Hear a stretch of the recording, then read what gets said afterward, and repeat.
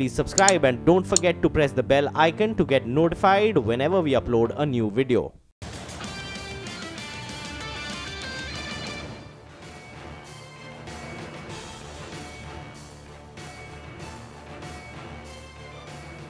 Hi there, good morning and welcome. You're watching Power Breakfast on CNBC-TV18 in the Mumbai News Centre. I'm Mangla Malu. With me is Ekta Batra this Friday morning. Hi Ekta. Power Breakfast on CNBC-TV18. Back home on the last street, it was a sharp recovery in the second half of trade. The Nifty pulled back to end above the 11,500 mark, while the Sensex snapped its 6-day losing streak and rallied more than 200 points. Amongst the broader markets, banks rallied about 100 points. Mangla, what can we expect today? You said it, Ekta. You know, last hour there was a sharp recovery as far as our markets are concerned. The Nifty ended about 100 points off the low point of the day, reconquered that 11,500 mark. So was the move that we saw on Sensex as well.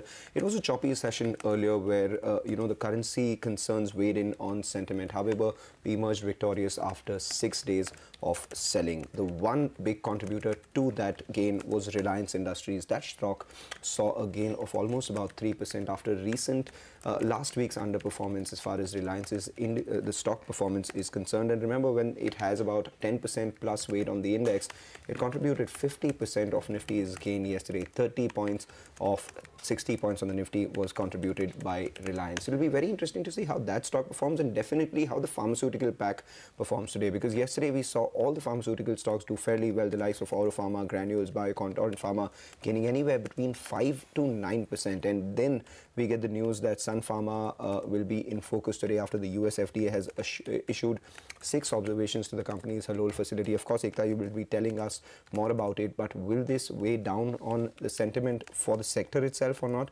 is something that remains to be seen. Now, while we recovered in yesterday's trading session, remember we're very close to the 50-day moving average on the Nifty. We're currently at 11,536. The 20-day moving average rather is at 11,543. So let's see whether there can be a halt here or we go ahead and move forward from here, because if we move forward from here, there could be a case for some short covering. At the lower levels, we will be watching out for around that 11,400 to 11,450 mark.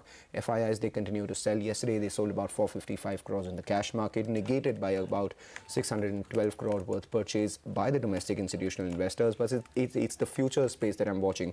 The FIIs sold 1,155 crores in index futures. And from the series start, they've added 10 shorts per long contract in index futures. What has happened as a result of that is that FIIs have turned net short on the index futures.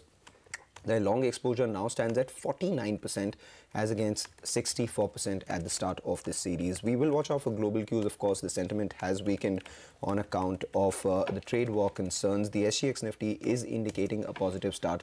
So let's see where we go from there. Crude, currency are the two monitorables that we will be keeping an eye out on. And stocks? A lot of stocks, Ekta. We spoke about Reliance after yesterday's up move. We also spoke about Sun Pharma, and I will let you talk a lot more about Sun Pharma, explain that to us as well as the viewers. But watch out for Bajaj Auto. The company has announced enhancing its production capacity for both three-wheelers as well as quadricycles, as the government has announced an end to the permit. As a result of that, Axis Cap has raised their target on the stock from 3,200 thereabouts to close to 3,473 rupees per share. So that should be a positive for Bajaj Auto.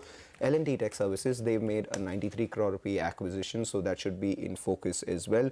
United Spirits, there are reports in the newspapers today that the SEBI has ruled in favor of Diageo, where they say that Diageo need not make an additional open offer for their stake that they have in United Spirits. Jet Airways, bad news for their salary, for their employees actually. The salary has been delayed for 2 more months, which is for September and October.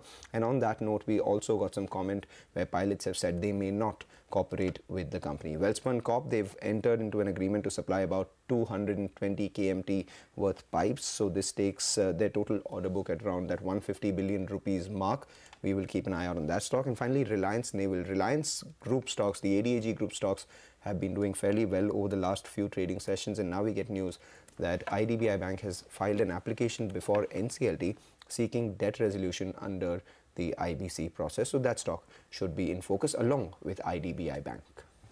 Okay, all right, Mangalam. Thanks very much for that. Well, the former RBI Governor Bimal Jalan will head the panel for the search and selection of India's next Chief Economic Advisor. CNBC-TV18 learns that Economic Affairs Secretary S.C. Garg and C. Chandramouli, the Secretary of the Department of Personnel and Training, will also be a part of the panel. The government has already received close to 20 applications for the post of the next CEA. The entire process of shortlisting candidates may take a few months. Okay, moving on, defense and strategic ties were clearly the big focus of the first 2+2 Indo-US dialogue. After 5 hours of talks, India and US signed an agreement on COMCAS, or Communications Compatibility and Security Agreement, which would allow real-time secured communications, better utilizations of US defense equipment, and open doors to more high-end defense technology. Parikshit Luthra reports on the highlights. If you look at the text of the joint statement finalized by India and US post the inaugural 2+2 dialogue, clearly the focus was on defense cooperation. Both sides have agreed on the COMCASA, or the Communications Compatibility and the Security Agreement. This would pave the way for access to better and high-end defense technology from the United States. There was also an MOU on defense innovation between defense innovation units of both countries. Apart from that, a lot of emphasis on the Indo-Pacific, discussions on trade, on how to balance trade between the two countries, better market access. There were also discussions on H-1B and H-4 visas, but for the moment, no concessions or no commitment from the US side on the visa regime as far as India is concerned. India also conveyed that we have tried to reduce the trade deficit, and therefore we should get some concession on the steel and aluminium tariffs. There were discussions on Russia and Iran as well, but for the moment there is no waiver. These negotiations, these talks will continue, but no commitment from the US on the S-400 or on India importing Iranian oil as far as that relationship really goes. Okay, all right, Parikshit, thanks very much for that. But here is what experts have to say on the first dialogue. I understand that there was a meeting, even brief, with Mr. Modi. That's a good sign to welcome Mr. Mattis and Mr. Pompeo. I understand that this compatibility and technology security agreement, which we had been working on for over a decade, has finally been solved. And this is a big deal. This helps smooth the exchange of advanced technologies through both our bureaucracy and the Indian bureaucracy, and help our navies in the Indo-Pacific do more. So that's significant and important. And also the discussion about India playing a stronger role in the Indo-Pacific Ocean. We have a lot of interest in that. Since we signed the civil nuclear agreement, our relationship has grown in leaps and bounds.